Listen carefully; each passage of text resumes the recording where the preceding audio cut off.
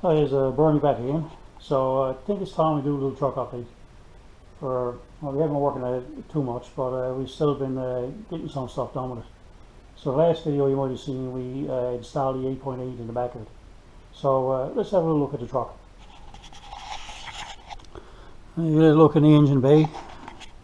You see we have the fuse box and wiring is all done. And in the meantime, we do have some wires here, but these are all around the factory sensors that would have been, I guess, 1980. They're all analog gauges. So anyway, that's whatever we're going to do with that. They're not for stuff running.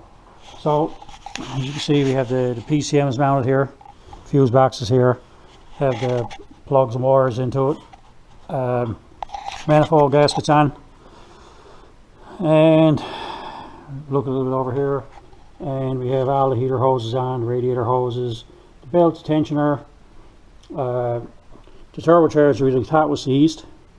It's not seized. It was loose on the bolts in between it. So we may just use that to start it. Downpipe is on, and you can see we got the clamp. We got to fit an oxygen sensor probably about there in it somewhere. We have the turbo return line on down right here, and we have to get a feed line plugged into it for now. The rest of the truck, I don't even think the box was on it when we were there last time, but we have a little look at the inside the box there right now. It's full of a mess, but looks pretty good.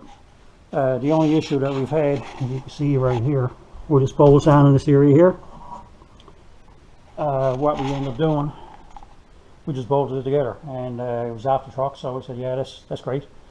But it's all aftermarket body panels. They're used, but they're aftermarket panels. I'll show you something in art. So look down the side of the truck. It looks like it's in a little. It's kind of hard to see what it is in. Probably it's probably in about a half inch, I suppose, whatever. And you come over here and look at the driver's side. I'll go with the wires. It's like, what happened to that?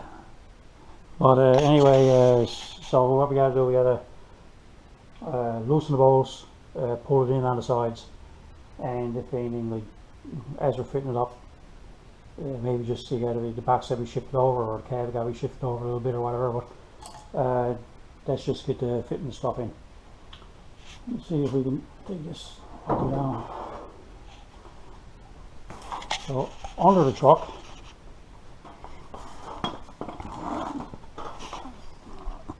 it's kind of hard to see. The transmission been cleaned up a bit there, but yeah, we got the exhaust going over here, straight pipe back to there. Got to get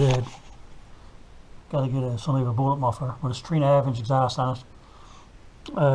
Like I said, fuel tank is in it, and the next thing is now is to get the fuel pump and fuel lines.